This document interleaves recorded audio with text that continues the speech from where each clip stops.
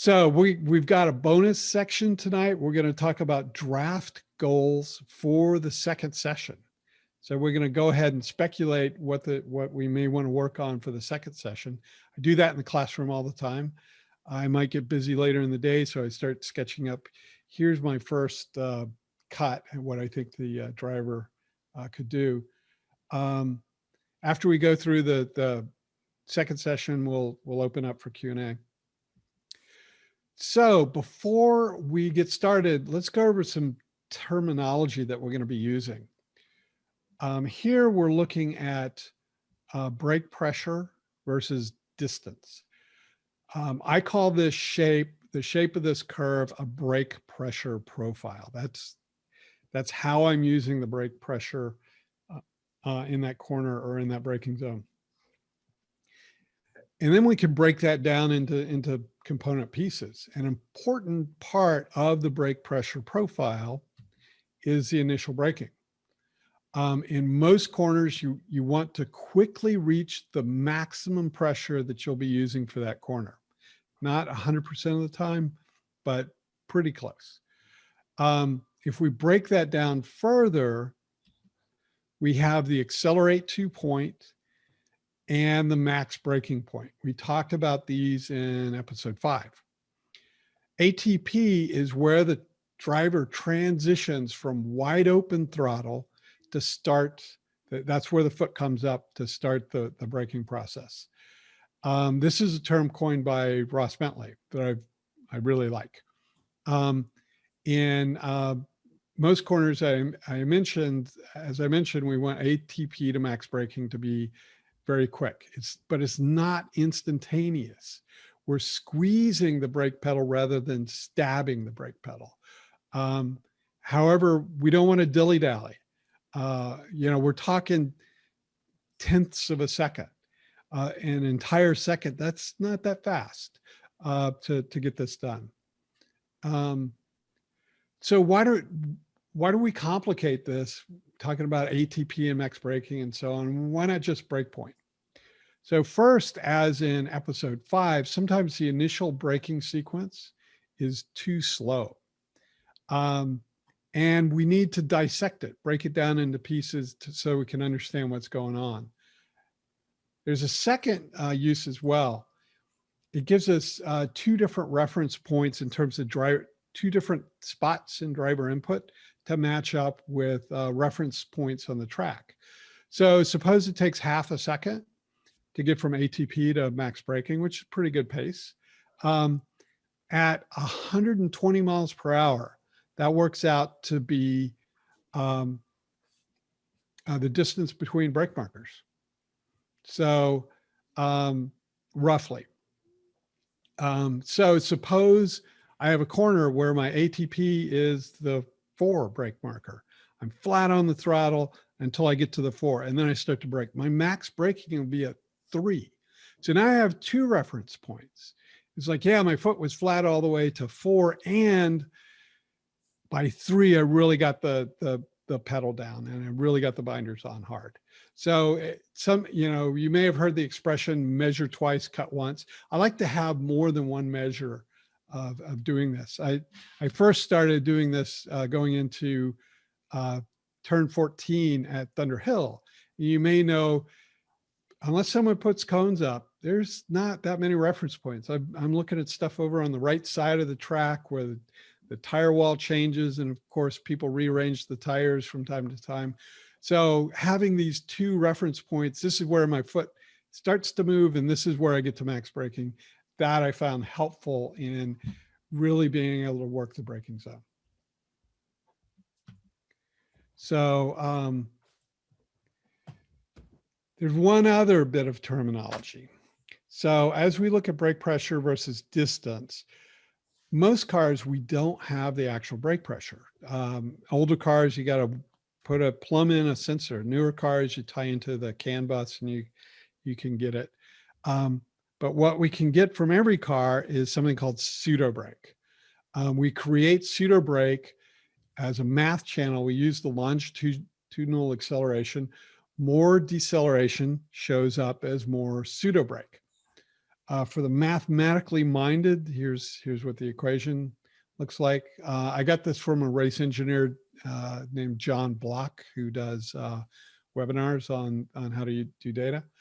But keep in mind that PsuedoBrake lumps together anything that slows down the car.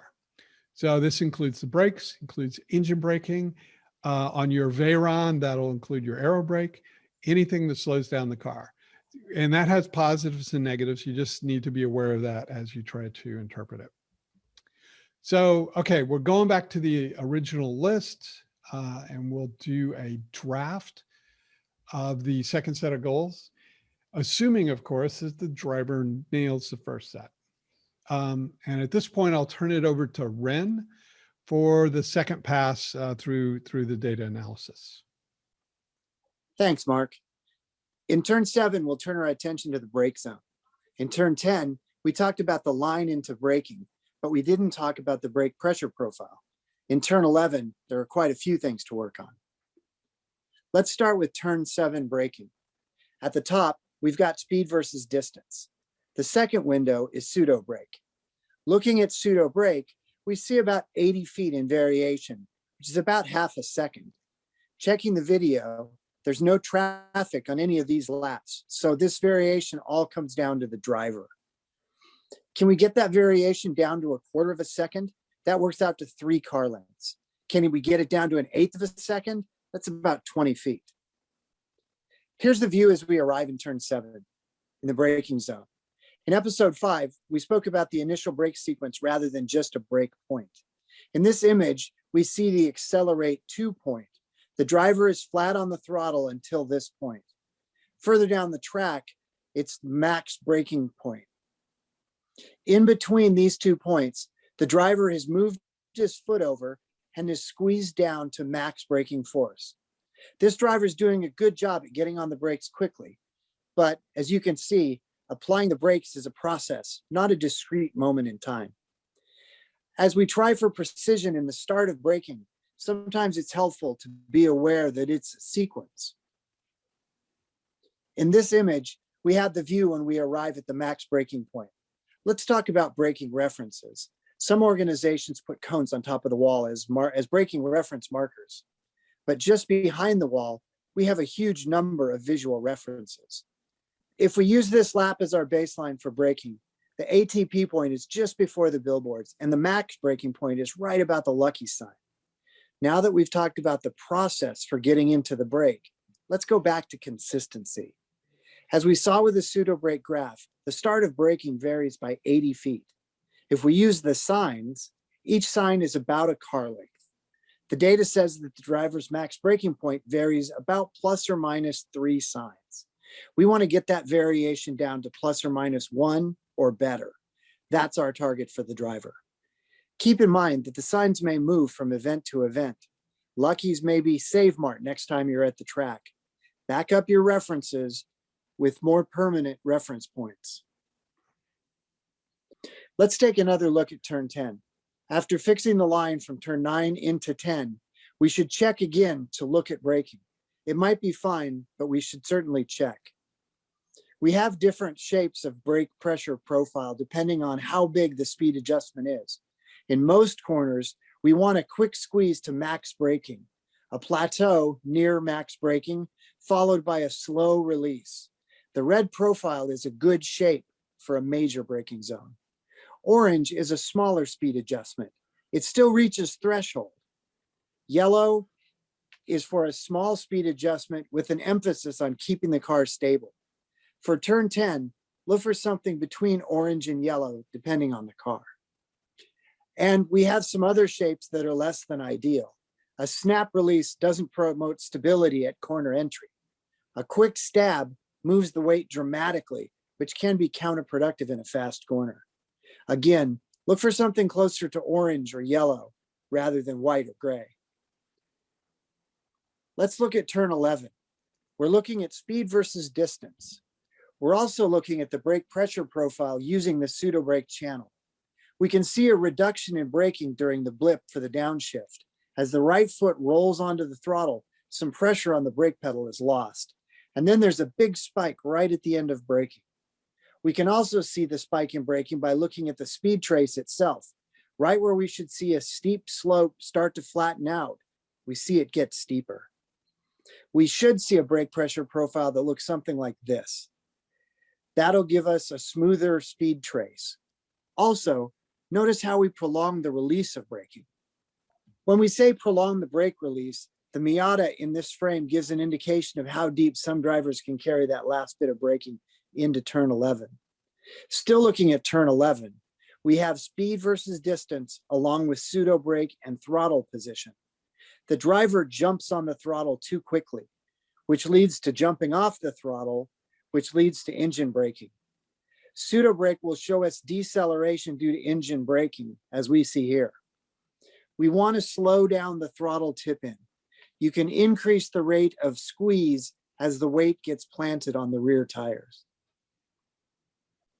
So here's the draft post-it note that we may use when the driver goes out for the next session.